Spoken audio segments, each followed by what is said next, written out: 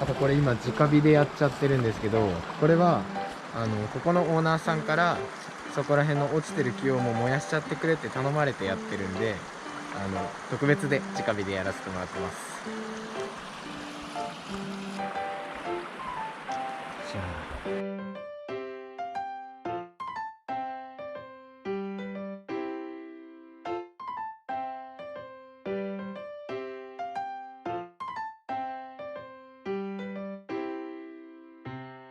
ありがとうございました。じゃーん。